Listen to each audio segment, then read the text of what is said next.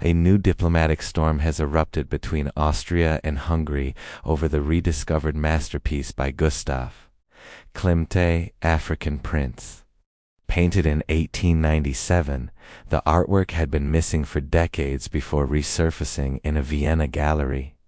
But instead of celebration, its return sparked an international controversy. Moved so it would not fall into Nazi hands, according to the broadcaster.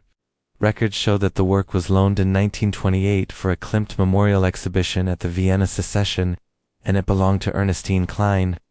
After Klein, who was of Jewish origin, was forced to flee Vienna for Monaco with her husband, the painting was moved from their villa in Hietzing to Hungary in the late 1930s so that it would not fall into Nazi hands. Decades later, the piece resurfaced in Austria under unclear circumstances, placing it at the center of a legal and diplomatic battle between the two nations. Hungarian officials claim the painting was exported illegally and is part of Hungary's national cultural heritage. They allege that Klimt's authorship was concealed to obtain export permits. At Hungary's request, Vienna prosecutors ordered the seizure of the painting. The Austrian gallery insists that Klimt's authorship was not confirmed at the time, and that all procedures were legally carried out. Valued at around 15 million euros, the painting now lies at the center of a complex legal and political conflict. Experts warn this case could set a precedent in international cultural property law, reigniting global debates about art ownership, provenance, and ethical responsibility in the art market. Syria's Damascus National Museum has suffered a significant loss of cultural heritage. Officials reported that 6 ancient statues were stolen from the museum. The incident was captured on security cameras, but the identities of the thieves have not yet been determined. Museum authorities emphasize that the stolen artifacts are extremely valuable both historically and culturally. Police and security teams are conducting on-site investigations, while experts warn that the theft poses a serious threat to the country's cultural legacy. They also caution that the stolen works could be trafficked through illegal international markets. International organizations and heritage protection agencies have been informed and are monitoring the situation closely. A recent survey conducted in the United States reveals a remarkable trend.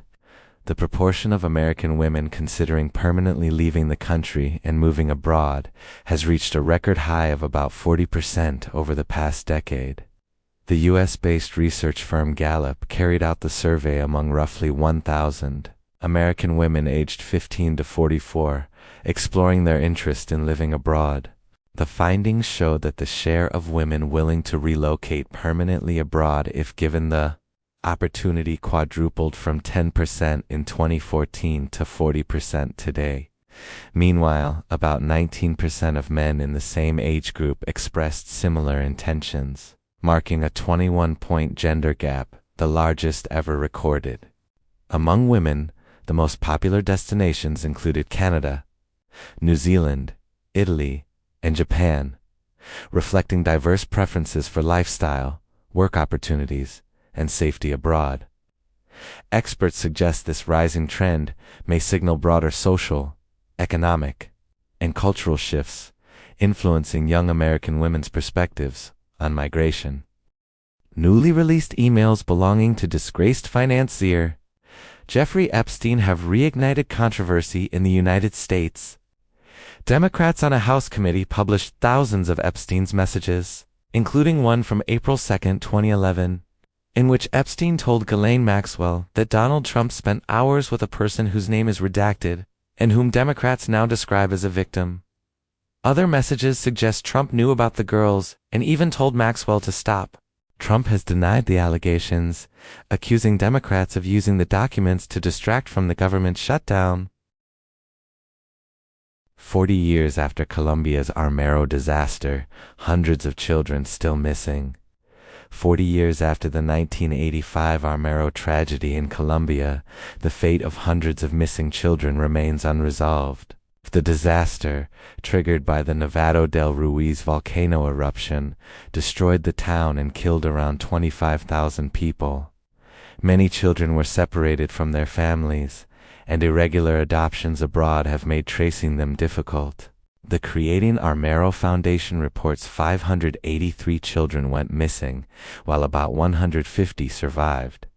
Only 4 reunions between parents and lost children have occurred so far. Families accuse government agencies, especially the Colombian Family Welfare Institute (ICBF), of poor record-keeping. ICBF recently announced efforts to digitize and reorganize rescue records. Survivors like Maria Gladys Primo and founder Francisco Gonzalez continue to search for missing children, emphasizing DNA testing as the key to reunions. Despite decades passing, the emotional wounds remain, with families still hoping to find their lost children. Kenya reports over 200 citizens recruited as mercenaries for Russia in Ukraine war. Kenya has announced that more than 200 of its citizens have been recruited as mercenaries to fight for the Russian military in the ongoing Russia-Ukraine conflict. Kenya's Foreign and Diaspora Affairs Minister, Musalia Wycliffe Mudavadi, stated that hundreds of Kenyans were lured to participate in the war through fraudulent job offers. Reports indicate that over 200 Kenyans have joined the Russian armed forces, Mudavadi said, noting that former members of Kenya's security forces were among those recruited.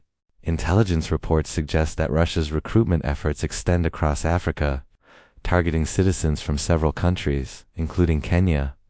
Mudavadi described the situation as extremely concerning and urged citizens to exercise caution against overly attractive overseas job offers. Earlier, the South African presidency revealed that diplomatic channels were being used to rescue 17 South Africans who had been persuaded to fight in Ukraine's Donbas region with promises of high pay.